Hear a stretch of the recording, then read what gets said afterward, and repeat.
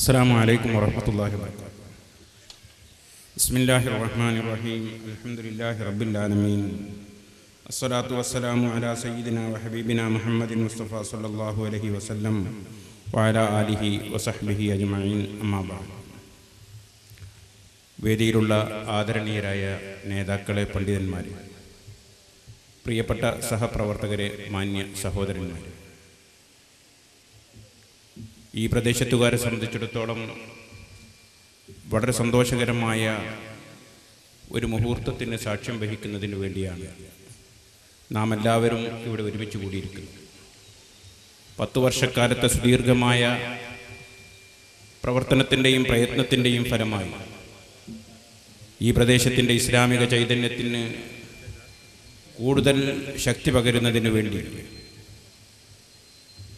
ഈ പ്രദേശത്തെ SKSSFൻ്റെ പ്രവർത്തകന്മാരാൽ നിർമ്മിക്കപ്പെട്ട് ബഹുമാനപ്പെട്ട തങ്ങളവറുകളുടെ അനുഗ്രഹീത ഹസ്തങ്ങളാൽ ഉദ്ഘാടന കർമ്മം നിർവഹിക്കപ്പെട്ട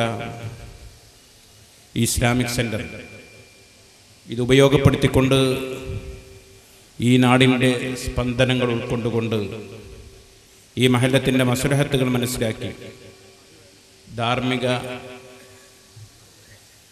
അച്ചടക്കം നിലനിർത്തി വളർന്നു വരുന്ന തലമുറകളെ ഇസ്ലാമിക ചൈതന്യത്തിലൂടെ മുന്നോട്ട് നയിക്കാൻ സർവശക്തനായ അള്ളാഹു ഈ ഇസ്ലാമിക് സെൻറ്ററിനും അതിൻ്റെ അണിയറ ശില്പികൾക്കും അതിൻ്റെ നേതാക്കന്മാർക്കും പ്രവർത്തകന്മാർക്കും അനുഗ്രഹം ചെയ്യുമാറാവട്ടെ.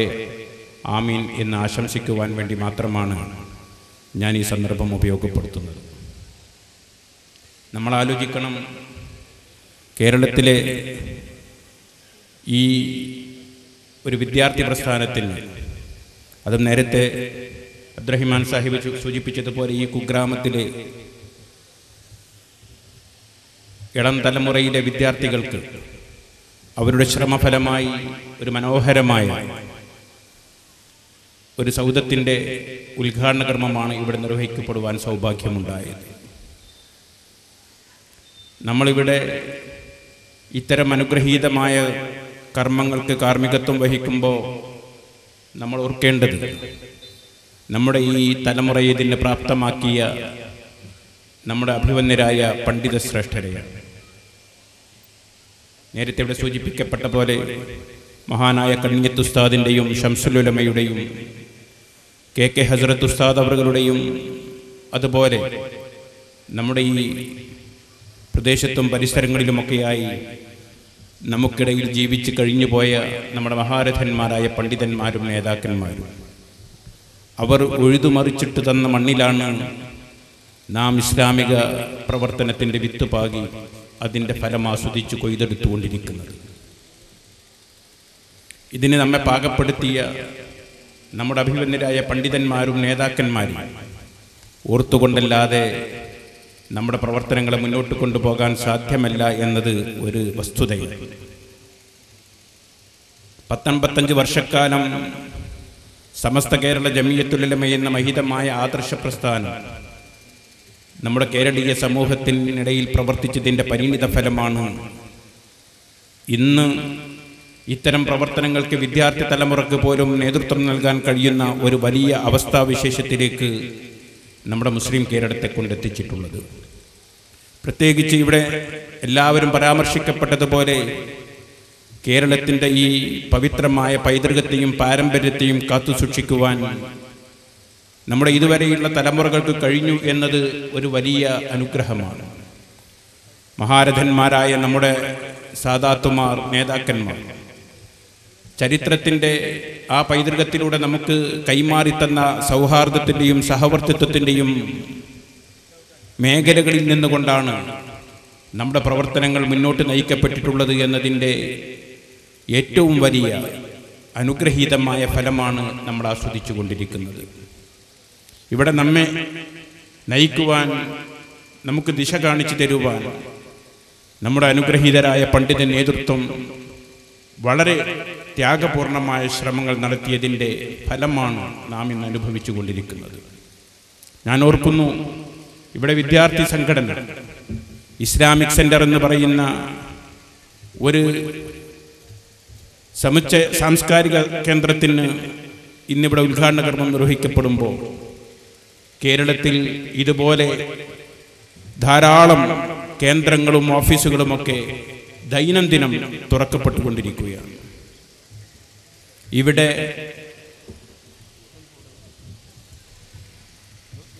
ദൈനംദിനം ഇത്തരം കാര്യങ്ങൾ നടന്നുകൊണ്ടിരിക്കുമ്പോൾ ഇന്നും നമ്മുടെ കേരളത്തിനേക്കാളും ഒരു 80, 75, 80 വർഷങ്ങൾക്ക് പുറകോട്ട് ചിന്തിച്ചാൽ കാണാവുന്ന ഭൗതിക സാഹചര്യങ്ങളിലും സാമൂഹിക ചുറ്റുപാടുകളിലും ജീവിച്ചു കൊണ്ടിരിക്കുന്ന ധാരാളം ആളുകൾ കേരളത്തിൻ്റെ പുറത്തുള്ള സംസ്ഥാനങ്ങളിൽ കഴിഞ്ഞുകൂടിക്കൊണ്ടിരിക്കുന്നു. അവിടെ അവർക്ക് അക്ഷരങ്ങൾ പഠിക്കുവാൻ, സംസ്കാരം പഠിക്കുവാൻ, ധാർമ്മികത പഠിക്കുവാൻ, ദൈനംദിനം എങ്ങനെ മുസ്ലിമായി ജീവിക്കണമെന്ന് പോലും പഠിക്കുവാനുള്ള സാഹചര്യങ്ങളില്ലാതെ മേൽപോട്ട് നോക്കിക്കൊണ്ടിരിക്കുന്ന സാഹചര്യമുള്ളപ്പോൾ കേരളത്തിലെ വിദ്യാർത്ഥി സമൂഹം ഇതുപോലെയുള്ള വലിയ സൗധങ്ങളും മണിമന്ദിരങ്ങളും സൃഷ്ടിച്ചുകൊണ്ട് അതിൻ്റെ തലപ്പത്തിരുന്നു കൊണ്ട് നമ്മുടെ സമുദായത്തെ നയിക്കാൻ മാത്രം പ്രാപ്തരായിരിക്കുന്നുവെന്ന വസ്തുത നമ്മൾ ഓർക്കേണ്ടതുണ്ട്. ഞാൻ ഓർത്തുപോകുന്നു, കഴിഞ്ഞ ഏതാനും ദിവസങ്ങൾക്ക് മുമ്പ് ബഹുമാനപ്പെട്ട ദാറുൽ ഹുദ ഇസ്ലാമിക് യൂണിവേഴ്സിറ്റിയുടെ നേതൃത്വത്തിലായി പശ്ചിമ ബംഗാളിലെ ബീർഭൂം ജില്ലയിൽ അവിടെ ഇസ്ലാമിക കേന്ദ്രത്തിന് വേണ്ടിയുള്ള പ്രവർത്തനങ്ങളുമായി ബഹുമാനപ്പെട്ട പാണക്കാട് സയ്യിദ് ഹൈദരലി ശിഹാബ് തങ്ങളവറുകളും സമസ്ത കേരള ജമിയത്തുൽ ഉലമായുടെ അഭിമന്യരായ കാര്യദർശി ശൈഖുന സൈനുൽ ഉലമയും ഒക്കെ കടന്നു ചെന്ന സന്ദർഭം, ആയിരക്കണക്കിന് മുസ്ലിങ്ങൾ തിങ്ങിപ്പാർക്കുന്ന, ജനസംഖ്യയിൽ 80% മുസ്ലിങ്ങൾ ഒരുമിച്ച് താമസിക്കുന്ന ബീർഭൂം ജില്ലയിൽ ഇസ്ലാമിക കേന്ദ്രത്തിൻ്റെ ശിലാസ്ഥാപന കർമ്മം നിർവഹിക്കുമ്പോൾ ഏകദേശം ഒരു 7000-ൻ്റെയും 10,000-ൻ്റെയും ഇടയിലുള്ള ഒരു വലിയ ജനസഹസ്രം തടിച്ചുകൂടിയ ഒരു സദസ്സിൽ വെച്ച് അവിടെ ആ ഇസ്ലാമിക കേന്ദ്രത്തിന് തറക്കല്ലിടുമ്പോൾ അവിടെയുള്ള ആയിരക്കണക്കായ കൊച്ചുകുട്ടികൾക്ക് ഇസ്ലാമിനെ കുറിച്ച് പഠിക്കുവാനുള്ള അവസരം അന്ന് വരെ നിഷേധിക്കപ്പെട്ടുകൊണ്ടിരിക്കുകയായിരുന്നു എന്നത് ഒരു വസ്തുതയായിരുന്നു.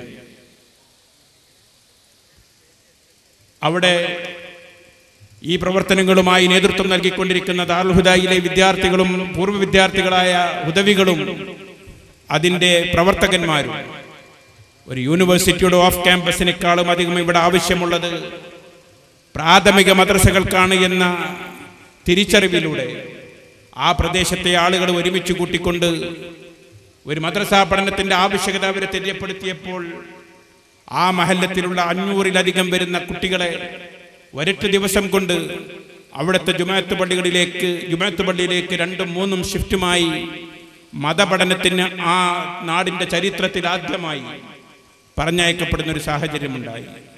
പക്ഷെ നമ്മൾ ഓർക്കണം, നമ്മുടെ നാട്ടിലെ ഒരു ചെറിയ കുട്ടിയോട് ആ കുട്ടിയുടെ വാപ്പാന്റെ പേര് ചോദിച്ചാൽ ഒരു പക്ഷേ ആ കുട്ടി മേൽപോട്ട് നോക്കിയെന്ന് വരും.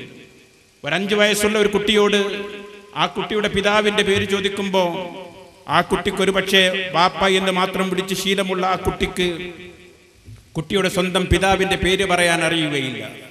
എന്നാലും നമ്മുടെ ഈ കൊച്ചു കേരളക്കരയിൽ ഒരു മുസ്ലിം സഹോദരൻ്റെ 5 or 6 വയസ്സ് വരുന്ന ഒരു കുട്ടിയെ വിളിച്ചുകൊണ്ട് നിന്റെ പ്രവാചകന്റെ പേരൊന്ന് പറയാമോ എന്ന് ചോദിച്ചാൽ ഒരൽപ്പം പോലും ശങ്കിച്ചു നിൽക്കാതെ ആ കുട്ടിക്ക് പറയാൻ സധൈര്യം കഴിയും, മുത്ത് മുഹമ്മദ് മുസ്തഫ സല്ലല്ലാഹു അലൈഹി വസല്ലം എന്ന്.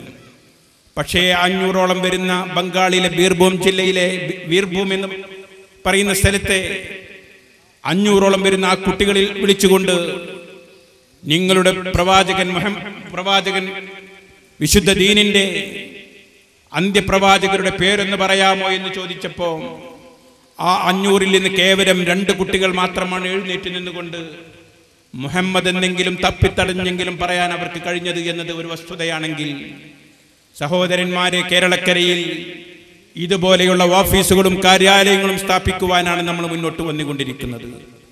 നമ്മൾ ആലോചിക്കണം, ഇന്ത്യ രാജ്യത്തെ ഏറ്റവും വലിയ പള്ളികൾ കോടിക്കണക്കിന് ഉറുപ്പിക ചെലവഴിച്ചുകൊണ്ട് നിർമ്മിക്കാൻ പോകുന്നത് ഈ കേരളക്കരയിലാണ്. പക്ഷേ 10 ആൾക്ക് തികച്ചു നിന്ന് നിസ്കരിക്കാൻ പോലും അവസരമില്ലാത്ത, സൗകര്യമില്ലാത്ത പള്ളികളും മദ്രസയുടെ പേരിന് പോലും പറയാൻ കഴിയാത്ത കെട്ടിടങ്ങൾ പോലും ഇല്ലാത്ത സ്ഥലത്ത് ഈ കേരളക്കരയിൽ നിന്ന് പോകുന്ന പണ്ഡിതന്മാർക്ക് അതിനൊരു അവസരമുണ്ടാക്കി കൊടുക്കാൻ കഴിഞ്ഞ 10-40 വർഷക്കാലം ആ രാജ്യം ഭരിച്ചിരുന്ന ധാരാളം ഭരണകൂടങ്ങൾ മാറി മാറി വന്നിട്ട് പോലും ഒരു സമൂഹത്തെ സമുദ്ധരിക്കുവാനും സംസ്കരിക്കാനും കഴിയാതെ ഈ ഇന്ത്യ രാജ്യത്തിന്റെ തെക്കേ അറ്റത്തുള്ള കേരള സംസ്ഥാനത്തിൽ നിന്നും സമസ്ത കേരള ജമിയത്തുൽ ഉലമായുടെ പിൻതലമുറക്കാർക്ക് ബംഗാളിലെയും അതുപോലെയുള്ള മറ്റു ആസാമിലെയും ഒക്കെയുള്ള മുസ്ലിങ്ങളെ പഠിപ്പിക്കുവാൻ കടന്നു ചെല്ലേണ്ടി വന്നത് സഹോദരന്മാരെ, കേരളത്തിലെ മുസ്ലിങ്ങൾക്ക് സമസ്ത കേരള ജമിയത്തുൽ ഉലമ എന്ന് പറയുന്ന ഈ മഹിതമായ ആദർശ പ്രസ്ഥാനം കൈമാറിക്കൊടുത്ത ധാർമ്മികതയുടെയും സംസ്കാരത്തിന്റെയും വിദ്യാഭ്യാസത്തിന്റെയും പൈതൃകവും പാരമ്പര്യവുമാണ് എന്ന് നമ്മൾ മനസ്സിലാക്കുമ്പോൾ അതിൻ്റെ പിന്നിൽ പ്രവർത്തിച്ചിട്ടുള്ള നമ്മുടെ മഹാരഥന്മാരായ പണ്ഡിത ശ്രേഷ്ഠന്മാർ അവർ നമുക്ക് ചെയ്തു തന്നിട്ടുള്ള ത്യാഗോജ്ജലമായ മാതൃകാപരമായ പ്രവർത്തനം അത് തുടർന്നും ഈ രാജ്യത്ത് നിലനിർത്തിക്കൊണ്ടുപോകണമെങ്കിൽ SKSSF-നെ പോലെയുള്ള സുന്നി യുവജന സംഘത്തെ പോലെയുള്ള സുന്നി ബാലവേദിയെ പോലെയുള്ള സമസ്ത കേരള ജമിയത്തുൽ ഉലമായുടെ കീഴ്ഘടകങ്ങളുടെ പ്രവർത്തനം നമ്മുടെ നാട്ടിൽ ശക്തിയായി നിലനിർത്തിക്കൊണ്ടുപോയെങ്കിൽ മാത്രമേ കഴിയുകയുള്ളൂ എന്ന് മനസ്സിലാക്കി ഈ പ്രദേശത്തെ ആഭാലവൃദ്ധം വരുന്ന മുസ്ലിം സഹോദരന്മാരും മറ്റുള്ളവരും ഈ രാജ്യത്തെ ധാർമ്മികതയും മതസൗഹാർദ്ദവും നിലനിർത്തേണ്ടത് അത്യാവശ്യമാണ് എന്ന് ചിന്തിക്കുന്ന സർവരുടെയും പിന്തുണയും പിൻബലവും ഈ ഇസ്ലാമിക് സെന്ററിനും അതിന്റെ സഹപ്രവർത്തകന്മാർക്കും ഉണ്ടായിരിക്കണമെന്ന് മാത്രം വളരെ വിനീതമായി അപേക്ഷിച്ചുകൊണ്ട് എല്ലാവിധ ആശംസകളും ഒരിക്കൽ കൂടി നേർന്നുകൊണ്ട് ഞാൻ എൻ്റെ വാക്കുകൾ അവസാനിപ്പിക്കുന്നു. വാഹിറു ദഅ്വാനാ അൽഹംദുലില്ലാഹി റബ്ബിൽ ആലമീൻ.